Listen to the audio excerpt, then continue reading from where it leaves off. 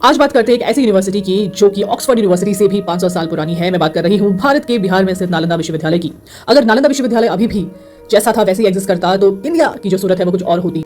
दुनिया में जो टेक्नोलॉजी में आगे हैं या किसी भी क्षेत्र में आगे हैं तो भारत उनमें सबसे सर्वश्रेष्ठ अग्रणी होता। वास्तव में विश्व गुरु अभी होता भारत। लेकिन क्या आप जानते हैं कि नालंदा यूनिवर्सिटी में 3 बार आक्रमण हुआ था। 5th सेंचुरी में मेहरकुल के नेतृत्व में हुनों ने नालंदा पर आक्रमण किया था और 8th सेंचुरी में बंगाल के गौड़ राजा ने आक्रमण किया था, जिससे कि नालंदा यूनिवर्सिटी को गंभीर क्षति पहुंची थी। और जो अंतिम आक्रमण किया था वो किया था मोहम्मद बख्तियार खिलजी लगभग 1200 सेंचुरी में, जिसने इस पूरे नालंदा यूनिवर्सिटी को जला दिया था, जो लगभग 3 महीनों तक जलता रहा, जिससे कि पूरा नालंदा यूनिवर्सिटी लगभग खत्म ही हो चुकी थी।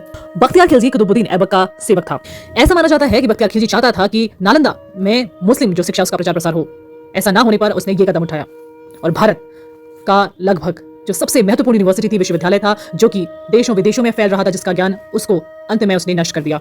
नालंदा विश्वविद्यालय दुनिया का पहला रेजिडेंशियल विश्वविद्यालय था, यानी कि आवासीय, जहां स्टूडेंट्स रह सकते थे, जो कि स्थापित हुआ था 427 ईस्वी में, जो कि स्थापित किया था गुप्त एम्परर कुमार गुप्त ने। ऐसा माना जाता है यहाँ 90 लाख किताबें थी और ईस्ट और मिडिल ईस्ट से लगभग 10,000 स्टूडेंट्स यहाँ पढ़ने आते थे। और यहाँ मेडिसिन, फिलोसफी, मैथ्स और बुद्धिज्म की मेनली यहाँ पढ़ाई की जाती थी। पुराने जो यात्री थे जैसे कि ह्वेनसांग, इत्सिंग और फाहियान, ये लोग नालंदा विश्वविद्यालय में बौद्धिज्म पढ़ने आते थे, जिससे कि बौद्धिज्म को फैलने और भी फ्लरिश होने में बहुत ज्यादा मदद मिली।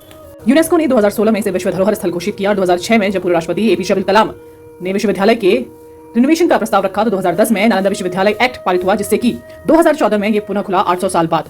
नालंदा विश्वविद्यालय 450 एकड़ से अधिक क्षेत्र में फैला हुआ है और जिसे नेट जीरो ग्रीन कैंपस के रूप में डिजाइन किया गया है, जो कि पर्यावरण संरक्षण पर केंद्रित है।